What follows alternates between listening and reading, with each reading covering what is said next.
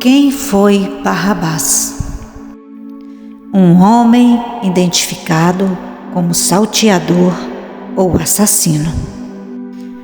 Esse nome é a forma helenizada do aramaico Bar-Abá, que significa filho do Abba, composto pelos elementos aramaicos Bar, que significa filho, e Abá, que quer dizer pai.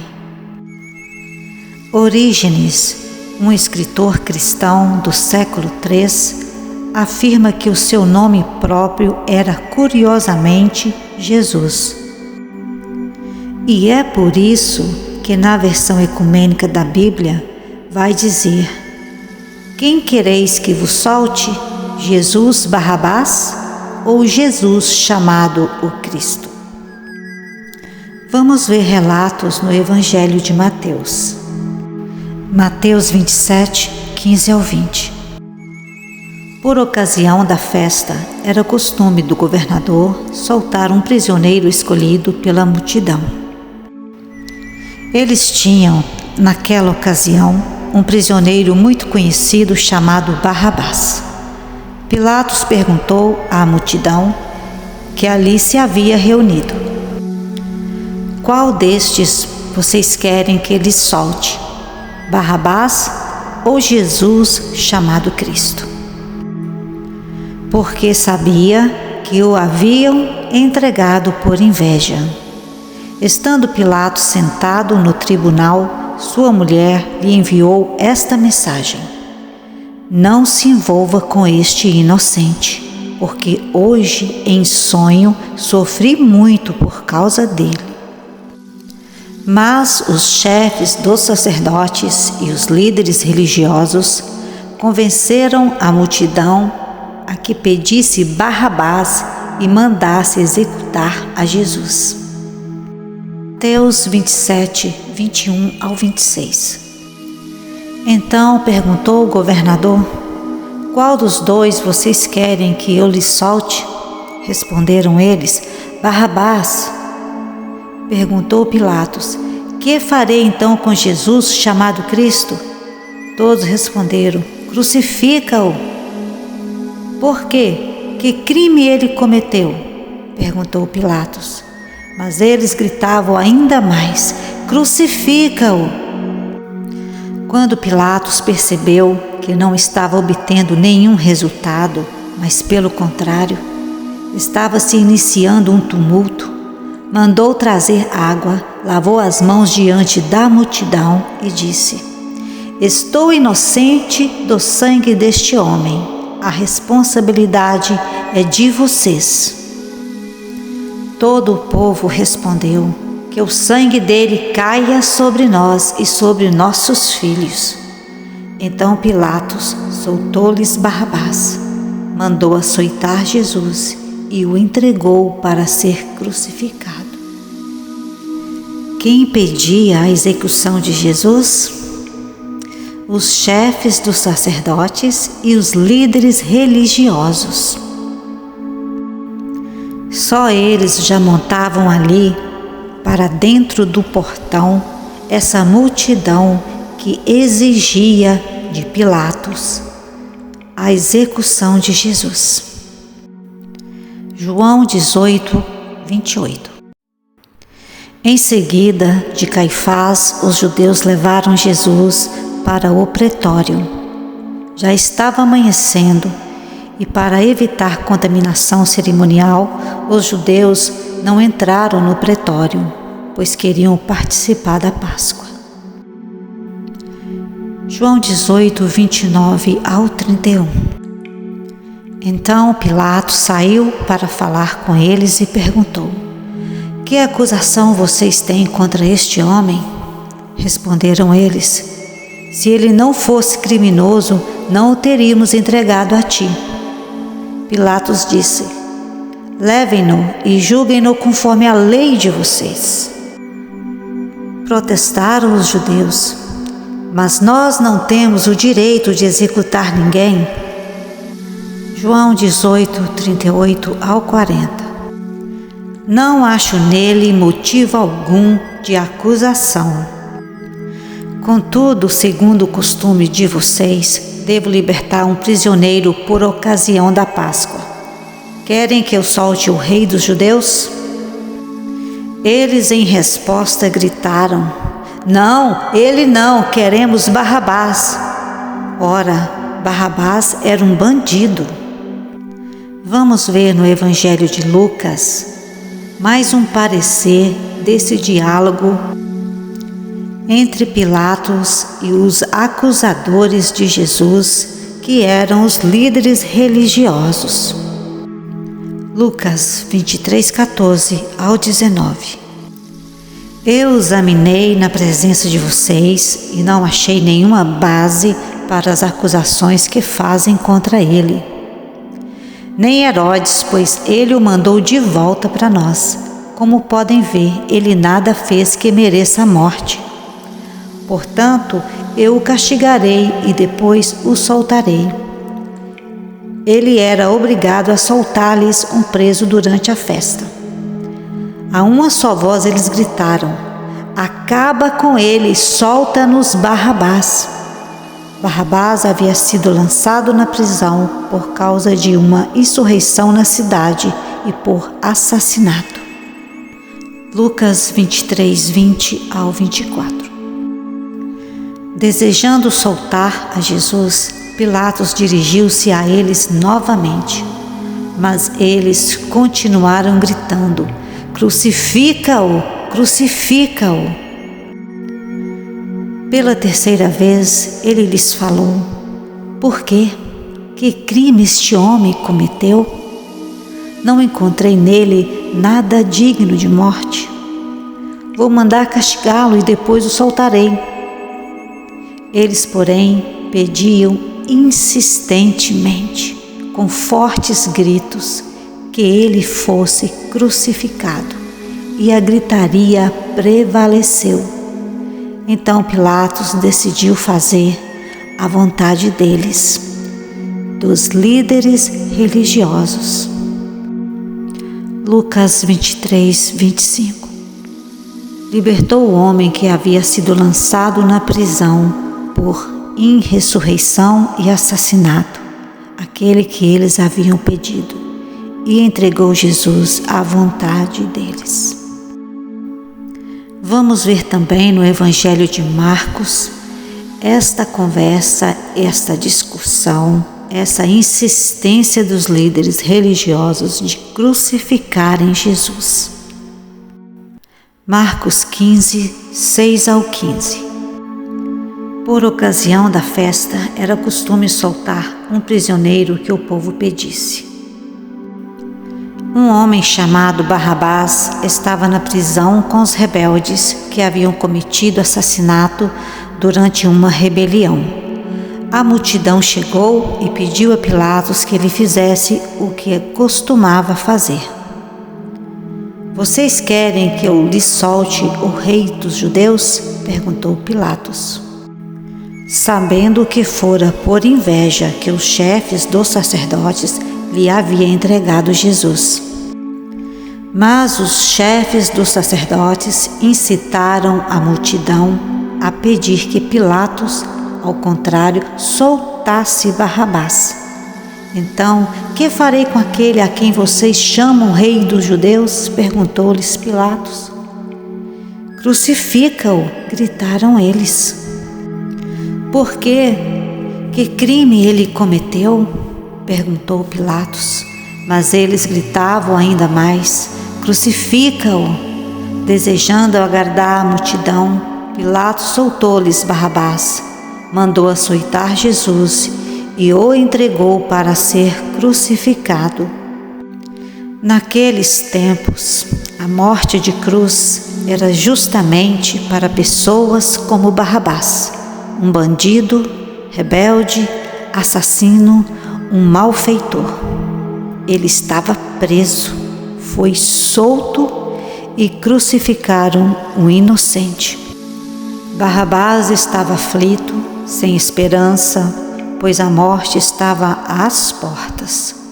Ele nada podia fazer para salvar-se. Não havia como redimir-se. Estava condenado sentenciado sem possibilidade de recurso. Ele sabia que somente sairia do cárcere para ser pregado em uma cruz romana, o pior e mais cruel tipo de morte, uma morte lenta e agonizante. O suplício estava próximo, era eminente, inevitável. Contudo, como vimos no relato bíblico, Jesus Cristo, o justo, morreu no lugar de Barrabás, o injusto. Barrabás era culpado, mas teve todas as suas transgressões apagadas. A sentença foi anulada, a condenação foi cancelada. Barrabás foi justificado. Os crimes que ele cometeu não mais poderiam ser levados em consideração. Barrabás recebeu completa remissão dos seus delitos, do perdão de seus atos ilícitos, de modo que ele poderia ir embora livremente. A sua ficha corrida estava limpa. Outro morreria em seu lugar. Mas há algo chocante, incrível nessa história que não nos contaram. Nós somos Barrabás. Jesus morreu por nós enquanto ainda estávamos afundados em nossos pecados. A Bíblia afirma que todos pecaram e foram destituídos da glória de Deus. Mas Jesus morreu no lugar daqueles que nele creem e praticam as suas palavras. 1 Pedro 3,18. Pois também Cristo sofreu pelos pecados uma vez por todas, o justo pelos injustos, para conduzir-nos a Deus. Ele foi morto no corpo, mas vivificado pelo Espírito. Romanos 3, 23 ao 25. Pois todos pecaram e estão destituídos da glória de Deus, sendo justificados gratuitamente por sua graça, por meio da redenção que há em Cristo Jesus. Deus o ofereceu como sacrifício para propiciação mediante a fé, pelo seu sangue, demonstrando a sua justiça. 2 Coríntios 5:21. Deus tornou o pecado por nós aquele que não tinha pecado, para que nele nos tornássemos justiça de Deus. O objetivo da obra salvadora de Cristo é levar os pecadores à união e comunhão com Deus, algo que havia se perdido com a queda do homem. A natureza adâmica caída é inimiga de Deus. Paulo atesta que antes de nos arrependermos e crermos em Cristo, nós estávamos mortos, éramos merecedores da ira vindoura. Efésios 2, 1 ao 5. Vocês estavam mortos em suas transgressões e pecados, nos quais costumavam viver, quando seguiam a presente ordem deste mundo e o príncipe do poder do ar, o espírito que agora está atuando nos que vivem na desobediência. Anteriormente, todos nós também vivíamos entre eles, satisfazendo as vontades da nossa carne, seguindo os seus desejos e pensamentos. Como os outros, éramos por natureza merecedores da ira.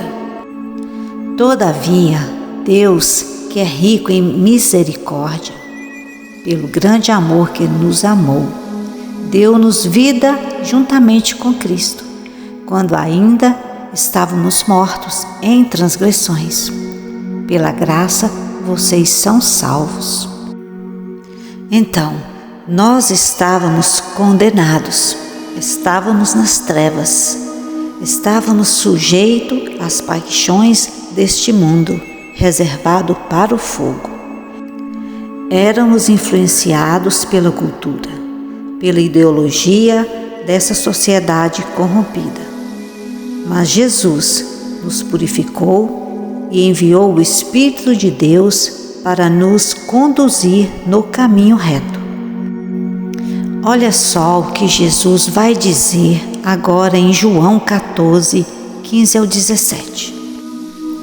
Se vocês me amam, obedecerão aos meus mandamentos, e eu pedirei ao Pai, e Ele lhes dará outro conselheiro para estar com vocês para sempre, o Espírito da Verdade, o Espírito Santo. O mundo não pode recebê-lo, porque não o vê nem o conhece, mas vocês o conhecem, pois Ele vive com vocês e estará em vocês. João 16, 13. Mas quando o Espírito da Verdade vier, Ele os guiará a toda a verdade. É pelos méritos de Jesus que temos vida. É pelos méritos de Jesus que somos considerados justos. Passamos pelo novo nascimento. Passamos da morte para a vida, e a vida em abundância. João 7, 38 ao 39.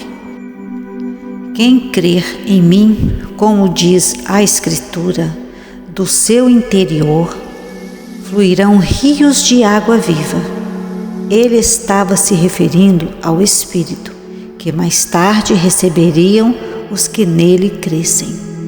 Até então, o Espírito ainda não tinha sido dado, pois Jesus ainda não fora glorificado. Segundo Timóteo 2, 25 ao 26. Deve corrigir com mansidão os que lhe opõem, na esperança de que Deus lhes conceda o arrependimento, levando-os ao conhecimento da verdade, para que assim voltem à sobriedade e escapem da armadilha do diabo, que os aprisionou para fazerem a sua vontade. Devemos nos esforçar e abandonar tudo o que nos afasta do amor de Deus. Colossenses 3, 5 ao 10. Assim, façam morrer tudo o que pertence à natureza terrena de vocês: imoralidade sexual, impureza, paixão, desejos maus, ganância, que é também idolatria. É por causa dessas coisas que vem a ira de Deus sobre os que vivem na desobediência, as quais vocês praticaram no passado, quando costumavam viver nelas. Mas agora abandonem todas essas coisas: ira, indignação, maldade, maledicência e linguagem indecente no falar. Não mintam uns aos outros, visto que vocês já se despiram do velho homem com suas práticas e se revestiram do novo homem, o qual está sendo renovado em conhecimento à imagem do seu Criador. Muitas pessoas buscam a Cristo por motivo errado ou por questões meramente secundárias. O foco precisa estar em servir a Deus e a Jesus. O verdadeiro Evangelho trata do quanto você está disposto a perder, a renunciar, para entrar no reino de Deus. Quantos homens e mulheres de Deus não perderam tudo o que tinham e a própria vida para estarem com Cristo na eternidade? Pela fé, Moisés, já adulto, recusou ser chamado filho da filha do faraó, preferindo ser maltratado com o povo de Deus a desfrutar os prazeres do pecado durante algum tempo. Hebreus 11, 24 ao 25. Por amor de Cristo, considerou a desonra riqueza maior do que os tesouros do Egito, porque contemplava a sua recompensa. Hebreus 11, 26. Alguns foram torturados e recusaram ser libertados para poderem alcançar uma ressurreição superior. Hebreus 11:35. Outros enfrentaram zombaria e açoites. Outros ainda foram acorrentados e colocados na prisão. Hebreus 11:36. Jesus não morreu na cruz para te dar um emprego, casa, carro, fazenda. Deus pode lhe conceder bênçãos materiais, pode lhe conceder cura, mas esse não é o foco do Evangelho. Algumas pessoas jamais ficarão ricas, pois o dinheiro seria uma pedra de tropeço. Poderiam se perder nas distrações do mundo, poderiam ficar orgulhosas, soberbas, avarentas, distantes de Deus. O verdadeiro Evangelho revela que Jesus levou sobre si as nossas iniquidades e que agora não somos mais nós que vivemos, mas é Cristo que vive em nós. Paulo diz que devemos nos considerar mortos para o pecado. Romanos 6:11-12. Da mesma forma, considerem-se mortos para o pecado, mas vivos para Deus em Cristo Jesus. Portanto, não permitam que o pecado continue dominando os seus corpos mortais, fazendo que vocês obedeçam aos seus desejos. Jesus foi moído por causa das nossas iniquidades. O castigo que nos traz a paz estava sobre ele. Devemos nos arrepender dos nossos pecados, andarmos em novidade de vida, nascer de novo. Nascer de novo é sermos batizados, ter os nossos pecados lavados pelo batismo, vivermos em obediência, nos separarmos do mundo. O verdadeiro convertido, ele se batiza no nome de Jesus, ele se separa do mundo e ele vai procurar viver de uma forma que ele não vive na prática do pecado. Conversão é isso, não viver na prática do pecado. O pecado passa a ser algo acidental, muito raramente, porque ainda somos pecadores, mas não vivemos mais na prática do pecado. O que aconteceu com Barrabás apenas ilustra a salvação pela graça. A Bíblia não diz se Barrabás se arrependeu ou não dos seus pecados. Não diz se ele se desviou dos maus caminhos e se foi salvo, ou se continuou no caminho tortuoso que leva à morte espiritual, à destruição eterna. Mas a Bíblia diz que na crucificação de Cristo, pelo menos 2 almas se converteram verdadeiramente. Quais sejam o ladrão que foi crucificado à direita de Jesus e o centurião romano que reconheceu que Jesus é o Filho de Deus. Lucas 23:44-47. Já era quase meio-dia e trevas cobriram toda a terra até as 3 horas da tarde. O sol deixara de brilhar e o véu do santuário rasgou-se ao meio. Jesus bradou em alta voz: Pai, nas tuas mãos entrego o meu espírito. Tendo dito isso, expirou. O centurião, vendo o que havia acontecido, louvou a Deus, dizendo: certamente este homem era justo. Mateus 27:54. Quando o centurião e os que com ele vigiavam Jesus viram o terremoto e tudo o que havia acontecido, ficaram aterrorizados e exclamaram: verdadeiramente, este era o Filho de Deus. Colossenses 1, 13 ao 14. Pois Ele nos resgatou do domínio das trevas e nos transportou para o reino do Seu Filho amado, em quem temos a redenção, a saber, o perdão dos pecados. Hebreus 2:3. Como escaparemos nós se negligenciarmos tão grande salvação?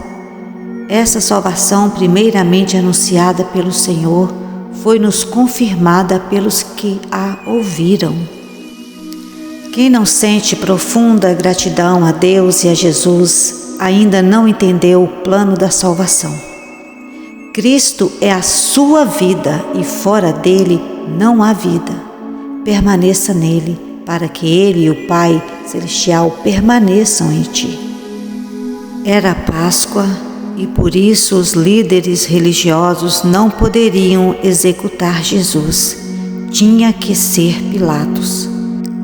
Jesus foi o próprio Cordeiro sacrificado neste dia de Páscoa. Ainda hoje, muitos líderes religiosos e sacerdotes crucificam Jesus.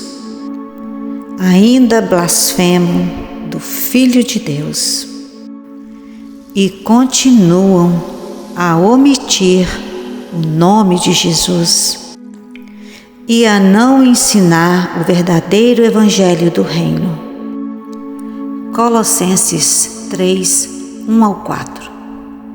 Portanto, já que vocês ressuscitaram com Cristo, procurem as coisas que são do alto, onde Cristo está assentado à direita de Deus. Mantenha o pensamento nas coisas do alto e não nas coisas terrenas. Pois vocês morreram e agora a sua vida está escondida com Cristo em Deus. Quando Cristo, que é a sua vida, for manifestado, então vocês também serão manifestados com Ele em glória. Morremos para o mundo e vivemos em Cristo. E esse é o plano do Pai, que alcancemos a vida eterna. Mas a verdade é como um tesouro escondido. Temos que garimpar. Não esperem que este sistema religioso de mais de 500 denominações diferentes, uma das outras, possam ensinar a verdade, porque não podem. E não podem porque estão muito presos ao poder, ao dinheiro e à fama. Além do mais, muitos não suportam a verdade, terão comichão nos ouvidos. Comece você que busca a verdade a estudar as Escrituras. Irá se surpreender com as maravilhas nelas contidas. João 17:3. E a vida eterna é esta, que te conheçam a ti, o único Deus verdadeiro, e a Jesus Cristo, a quem enviaste. 1 Tessalonicenses 4, 16, 17. Pois dada a ordem com a voz do arcanjo e o ressoar da trombeta de Deus, o próprio Senhor descerá dos céus e os mortos em Cristo ressuscitarão primeiro. Depois nós, os que estivermos vivos, seremos arrebatados com eles nas nuvens para o encontro com o Senhor nos ares, e assim estaremos com o Senhor. 1 João 2:25. E esta é a promessa que Ele nos fez, a vida eterna.